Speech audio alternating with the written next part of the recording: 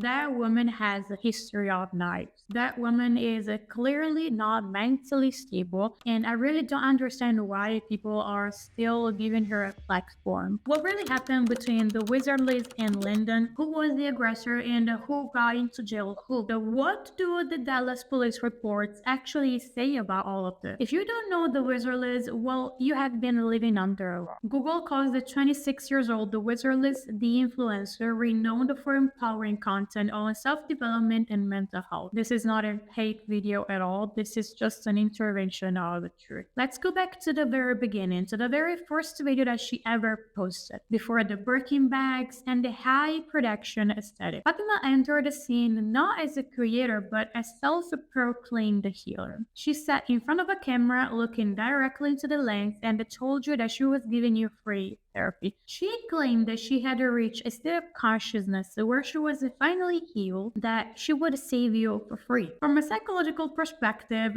Fatima's early approach reveals a classic case of unresolved trauma being externalized under the guise of authority. Instead of facilitating a genuine healing, her brand repackaged her own insecurities and emotional wounds as tough love, projecting her struggles into the viewers. This dynamic is often rooted in the need for control. By positioning herself as the ultimate healer, she masks her vulnerability and gains the power over her audience. That angry tone of hers was never therapeutic. It was a defensive mechanism that allowed Fatima to feel larger than life while avoiding self-reflection. In this sense, her persona wasn't just a marketing decision, but more a psychological shield against her own unresolved pain. A couple of years later, she announced her first public relationship ever with Landon, an American former gamer. At least that's what Google says. She didn't waste any time and immediately posted a YouTube video saying how happy she was to get engaged and how their meeting was actually fated. I'm gonna give you a little spoiler here. Landon had been stalking Fatima over the past years prior, so he knew exactly where he would have found her. After a few months, Landon's ex came forward with a very unsettling truth. Landon was not the man that he was claiming to be, but an abuser who had stalked and abused Abby for years. Do you guys remember when Fatima projected herself as the ultimate protector of women? About that, why don't we look at how Fatima acted towards Abby, even though she had every single legal proof against Landon? When Abby came forward with allegations of abuse, the wizard didn't stand for sisterhood, but she stood for the man. Fatima didn't just ignore Abby, but she eventually attacked her because she weaponized her high-value label to dismiss Abby as a sugar baby, using the same misogynistic tropes that she claims to fight against. She took a woman's pain and buried it to protect her own perfect manifestation man. In psychology, this is a phenomenon known as the splitting, which is a defensive mechanism in which people see others or themselves in extreme, either all good or all bad.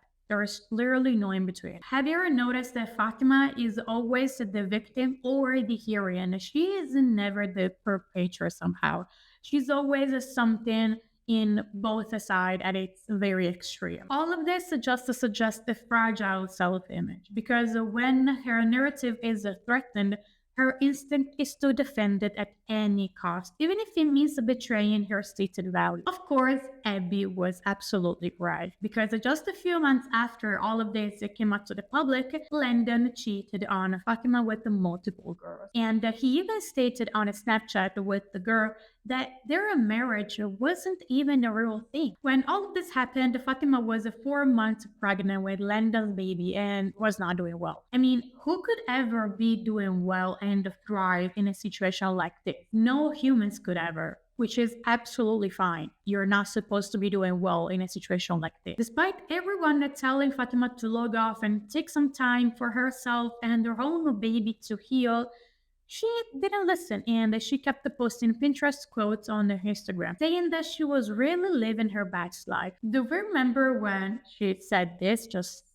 a few years ago? I just know that you want to post quotes being like, if you're not even worthy of a reply, then don't think that you're worthy to have me in your life. Who cares? Like, who genuinely cares about your stupid quote? Then like you start like posting really like provocative things, or like a lot of stories, you having fun going out. Just please act normal. Okay, but we're gonna move on. She had her baby a few months ago. She had some issues, but thank God that she's okay now.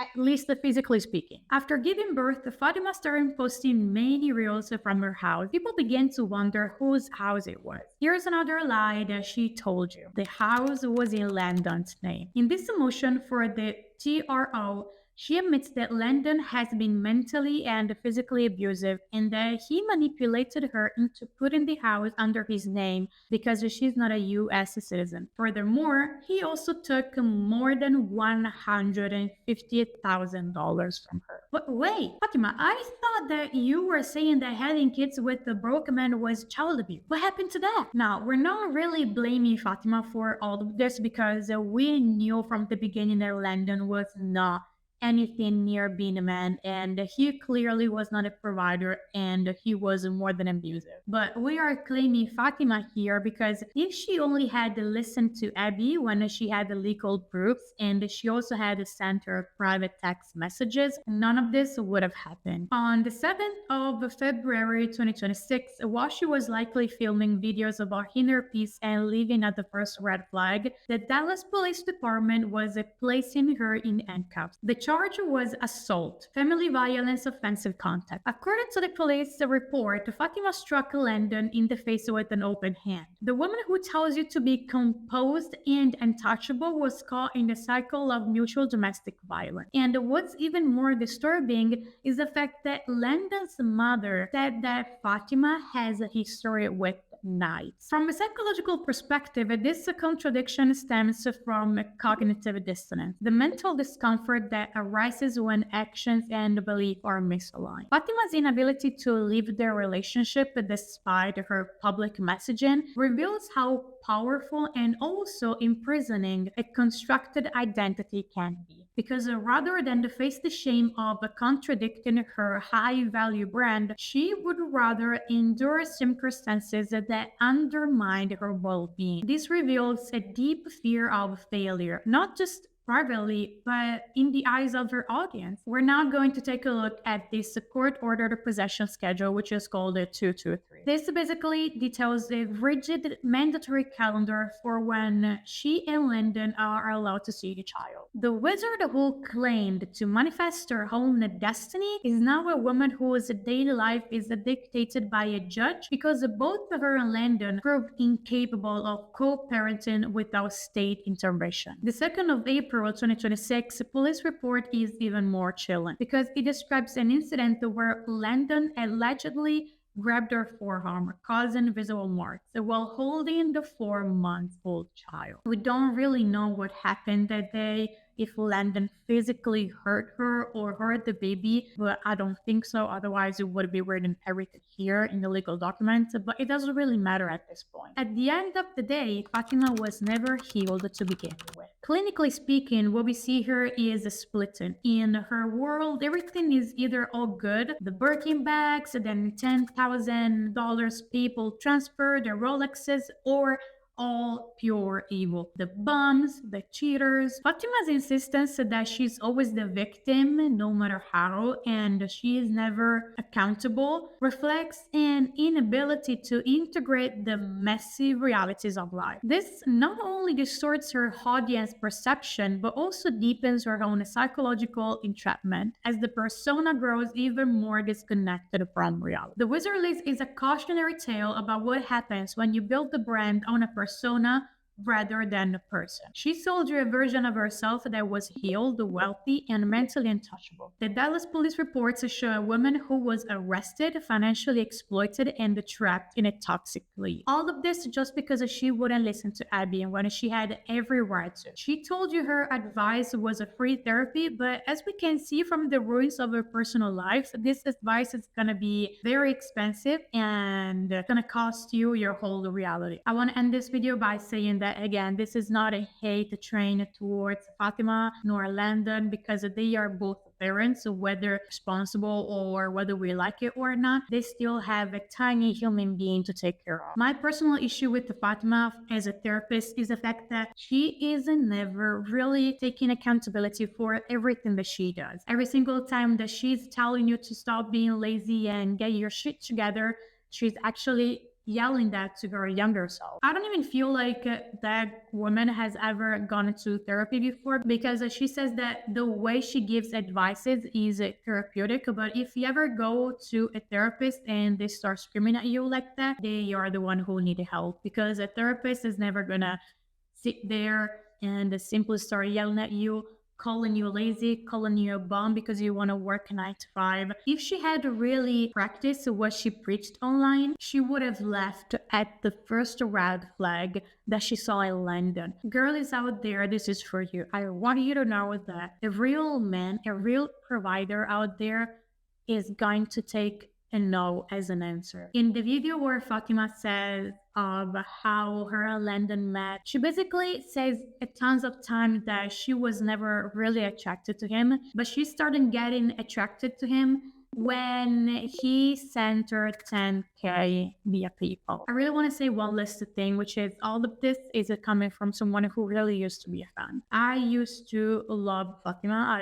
I used to literally watch her videos every single day because during that time when she first blew up, I was going through a very depressive episode. I really felt like what she was what she was yelling onto the camera was kind of relating for me. I want to tell you girlies out there that you don't have to be with a man just because for the money. Because a man with the money doesn't mean anything. A man with money is actually even more dangerous for you because if you don't have money yourself, that man is gonna exploit you so bad. And that man is gonna try to control you both physically, emotionally, and most importantly, financially. One thing that I always say to all of my beautiful women watching all of my videos, you need to have your own life savings. You need to have your own money. You need to be independent.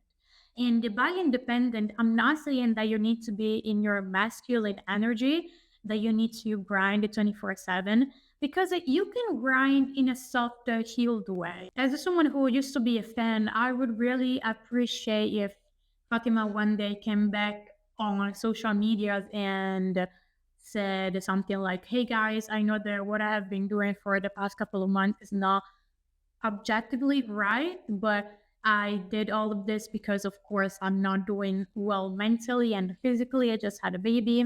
I don't know. I feel like she's never going to do that because, again, that's too risky for her. Just the fact that for a whole year she lied about being separated from Landon, and yet they were still co parenting, living under the same roof and nothing is on her name, that should really make you understand that she's not a woman of her words and everything that she has said to you was based on the Pinterest quotes. Just a few months ago, she had posted an Instagram reel saying that she was happy because her baby is never gonna relate to her, meaning that her baby is not gonna grow up in like a toxic family household. And look at her now. That woman has a history of knives. That woman is clearly not mentally stable, and I really don't understand why people are still giving her a platform because she really needs help and she really needs to log off every single media just for at least 1 year to detox completely and simply focus on her baby. If you love Fatima, you are gonna still support her. I'm gonna ask you to please pray for her because she's clearly not doing well and she's not going to be better anytime soon, unfortunately. I really hope that you enjoyed this video. I really wanted to take all of this persona apart because I'm so tired of seeing those mental health influencers that really have no idea what they're talking about. In this video, I want to say that I am not diagnosing her with anything. I'm just saying everything that I have seen from a therapist's point of view and also a fan's point of view. This is just me stating the fact that she's not mentally stable. Thank you so much for watching. Until next time, stay safe.